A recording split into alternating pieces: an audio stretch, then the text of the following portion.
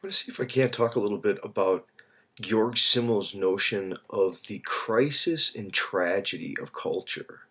I think this concept that he's laying out is probably one of the most important, insightful, and just all-encompassing, sort of comprehensive frameworks for understanding what's going on right here in the contemporary scene.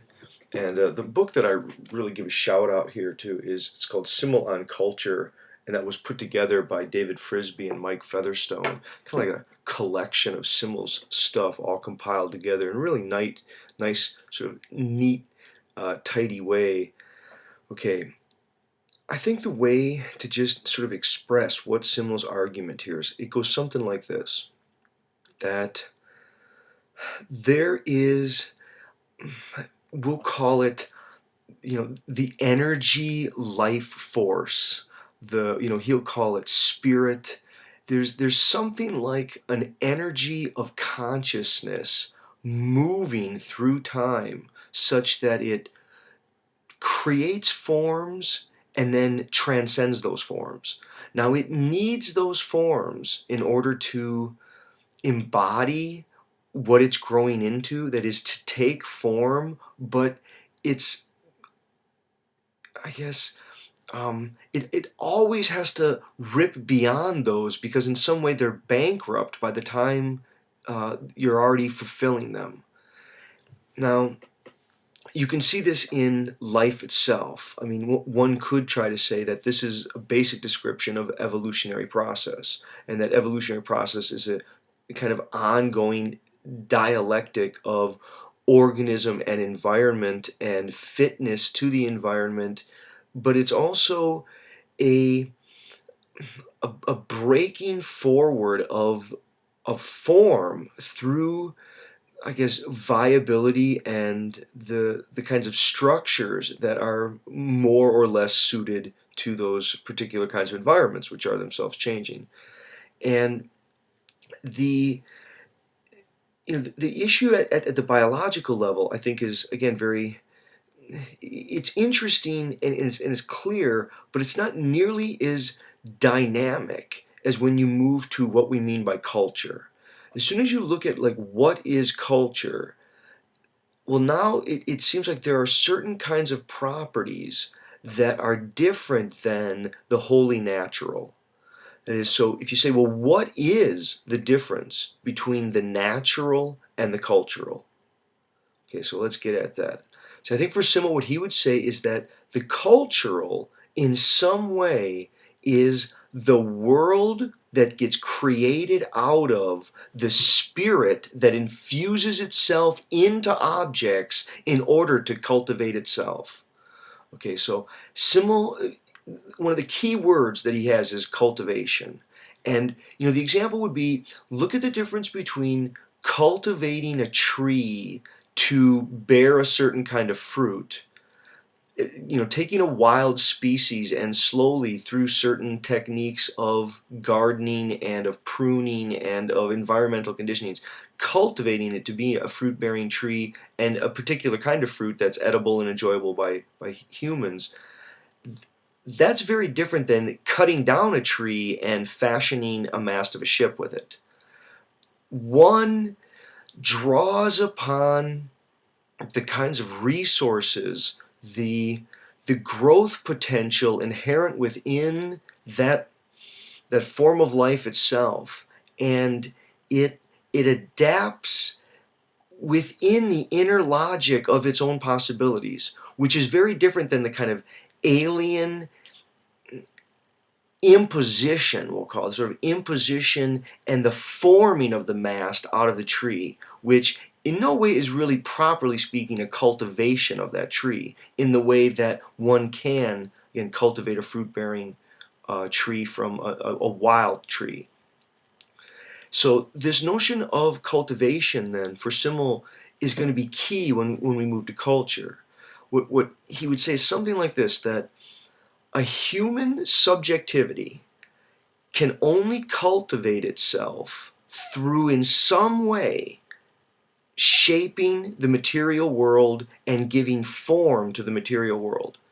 That by expressing oneself in materiality, one accomplishes a kind of subjectivity. So it's not like there is a subjectivity that then outwardly expresses itself as if it were already wholly complete into itself in an inward way and then just needs the outward register for itself. No, it's that this inward possibility can only cultivate itself into what it is as it shapes and forms and cultivates the material world. There's this dialectic between what he's going to call subjective culture and objective culture. Subjective culture is the subjectivity which, in fashioning the world and the world could be anything. It could be just articulate speech. It could be making a piece of art. It could be making a building or something very practical. It could be just organizing people, doing a dance. I mean, there's lots of different ways to, in materiality, give form and cultivate one's subjectivity. But the difference between subjective culture and objective culture would be that subjective culture has to do with the way that an actual living subjectivity is cultivating itself in the material world and, we'll say, growing itself in that dialectic of shaping the world. The objective culture is this now standing historicity that's a remnant of the fact of subjective culture. That there is some, I guess, huge bank of what was been left in the wake of people fashioning the world for the sake of growing and cultivating themselves. So when you look around at the world, what you see, or when you try to differentiate the natural world from culture, whatever that is in some way the infusion of subjectivity that cultivated and shaped the natural world and shapes it and cultivates it for the sake of cultivating and growing, articulating a kind of subjectivity. Now, when cultures were relatively stable and isolated, homogeneous, they didn't have some of the same problems that we have today, or at least what he's going to call the kind of tragedy and crisis that we were facing. Now, Simmel's writing around the time of the First World War, and he's really trying to address all of the different fronts at which the surfeit, the overflow in the abundance of objective culture has led to a kind of crisis, because there's more than a person could internalize and could, I guess, grow themselves in response to, but there's, I guess, a kind of a languor, or there's an enervation. There's a loss of energy. There's a loss of enthusiasm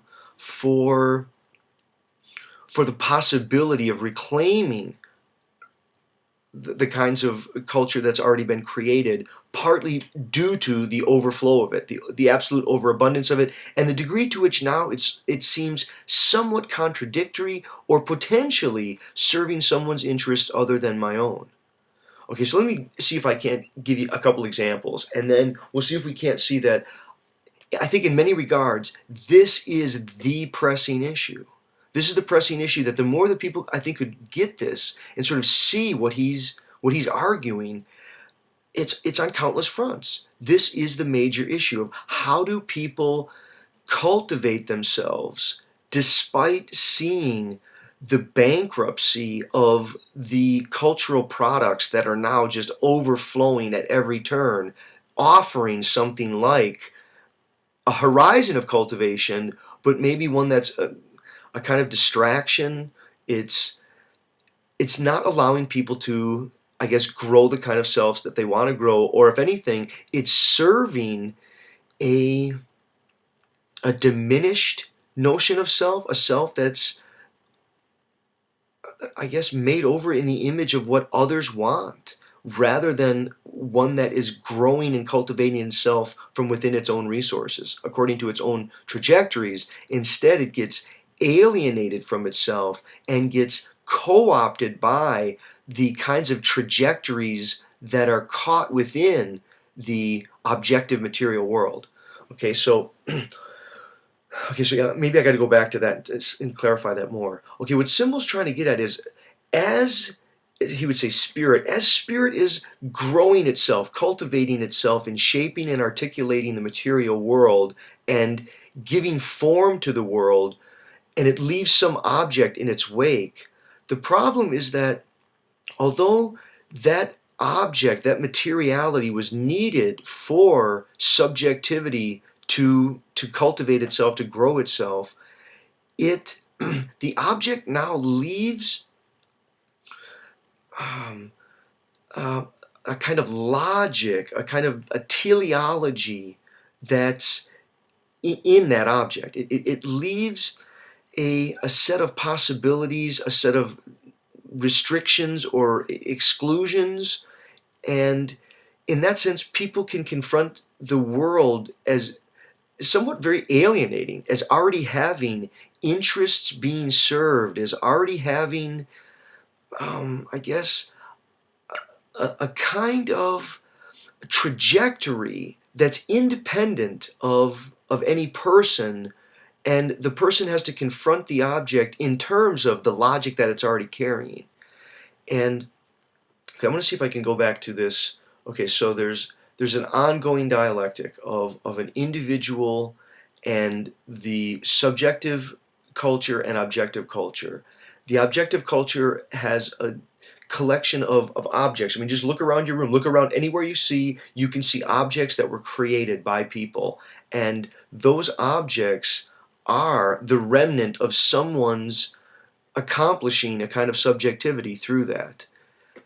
But the objects now, as independent of that subjectivity that created it, they now have a kind of logic and an orientation that your subjectivity confronts, and only to certain degrees can you use it to cultivate yourself, because the conditions under which the person created it may have been useful for their cultivation of subjectivity, but it's no longer useful for you. It's outworn its survival value, its use value. And okay, I'm going to see if I can't give a whole bunch of examples. Now, you can see it already. This is the crisis that's going on, for example, in the definition of marriage. I mean, marriage was some sort of creation at some time in history that allowed people to cultivate themselves in a certain kind of subjectivity, of an orientation toward family, toward in-group, out-group, toward, I guess, possession, toward land. It helped people orient themselves toward fidelity, toward children. All of these kinds of things were, I guess, embedded in that ritual cultural form called marriage, this institution of marriage. But now the institution is in crisis. Look at politics. You know, there was a time when you could say that depending upon particular cultures and particular regions, I guess there was always some contestation over the form there. But now in our culture today, these forms they're seen as highly bankrupt. People say, you know what, that may have worked well for you, it doesn't work for me anymore.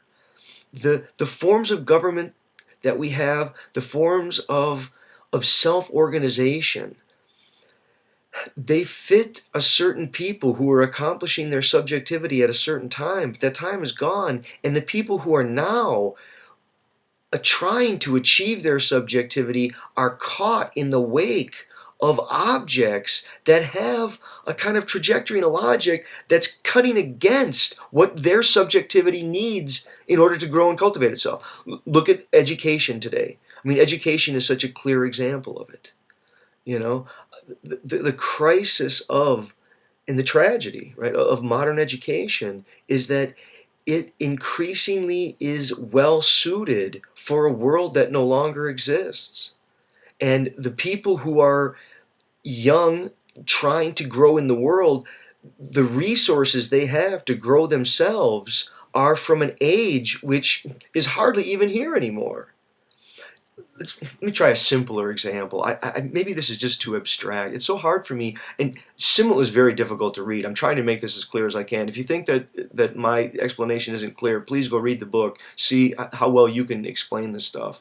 I'm really trying to make it clear. See if and he was writing at the again 1918, 1920, these sort of, a while back. It's not as if he had the resources to see what we're going through right now, but he had his finger on what was happening. And it was happening back then, obviously. I mean, it's been happening at least since the Industrial Revolution, maybe since the Enlightenment, but now it's on all fronts. But let me take a very simple example of television.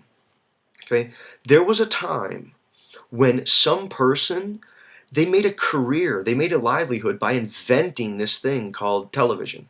And again, there was a bunch of people, and these people, they accomplished a kind of subjectivity in doing so. By that I mean they satisfied scientific curiosities, they grew in their knowledge of the world, they, fed their family, they put money in their wallet and bought a house, made a livelihood, did all these kinds of things. And there were other people, the actors and actresses, who they were able to accomplish an expression of themselves and a sense of worth for themselves in cultivating their talents. They got paid, again, they got famous, all these kinds of things. And for some people, this invention called television, as it became part of objective culture, it was a great expression of their subjective, their subjective culture. Again, their imprinting of themselves and accomplishing of themselves through the manifesting of these things that now inhabit our world and surround us. But now today, there are tons of people who live in a world of television, and they don't use it to grow themselves. They find it, I guess, in some way as just part of the culture. They just encounter it. When you look at something like the Super Bowl isn't even 50 years old. It's become this huge, huge institution. Now, there are some people who, they want to play football, and, they've grown themselves and they've cultivated themselves in terms of, awareness of sports and health and nutrition and all kinds of wonderful things. But there's other people who, they see this as a huge estrangement and an alienation from what people need in this world right here, right now. And it's not television, these kinds of institutions. I mean, television is such a good example. Is television really in people's best interest? Well, if you're an actor or an actress, yes, maybe. But to what extent are you accomplishing a subjectivity while you're just watching TV? Like, let's just take YouTube right now. Is YouTube in your best interest? Is YouTube helping you accomplish and grow a subjectivity? I think if you're going to post a video response, yeah. If you're engaging these videos and you're doing more than just being a tourist hanging around in a culture that was created by a bunch of other people, then maybe. But if all you're doing is seeing the world as a place that was created by others, and your only resources for subjectivity are in, I don't know, in consuming rather than producing. And this is why I think some of the digital media are so deadly. Okay, I'm backtracking. This is probably so disorganized. I don't know how to say all this. Think of when people made guitars or people made musical instruments. These are wonderful. You make a musical instrument. It's an amazing accomplishment. It's really interesting, the history of musical instruments. And people, they accomplished a kind of subjectivity, a consciousness and a self-awareness of the world, its properties, harmonics, the physical properties of certain kinds of woods, all this kind of stuff. And they learn to play and to express themselves. And as they express themselves, they accomplish this unique kind of subjectivity that is what we want to celebrate as human culture rather than just nature.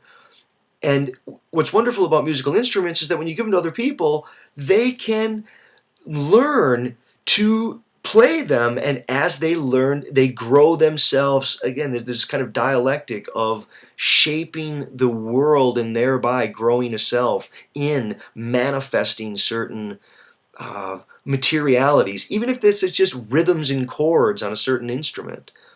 But when you have everything that's prepackaged, everything that's at the push of a button, where very little is required of the person to manifest themselves into the world.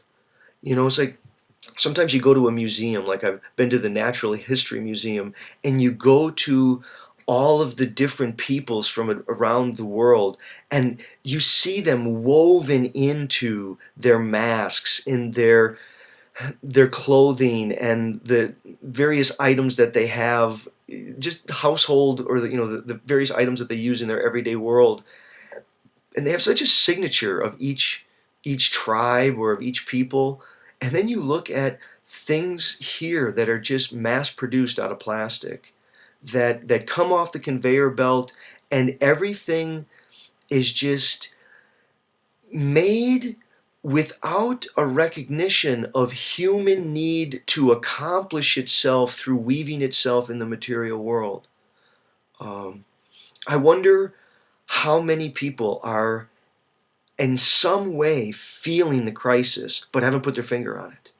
That right now the crisis, the tragedy of culture, is a people who, in their coming into the world, come into a world that isn't open enough to make room for their own cultivation. Now, it's not that it's not. It's that they're seduced by it being overpopulated with artifacts whose logic and whose interest and whose trajectory cut against the possibilities of their own self-cultivation. Instead, they serve corporate interests. They serve the interest of advertisers. They serve the interests of those few people who maybe have been able to cultivate themselves, but other people, if anything, they're kind of wayfarers and onlookers in a world that other people are using to grow and cultivate themselves, whereas other people are, again, they're sort of estranged and alienated from it. Okay, thanks.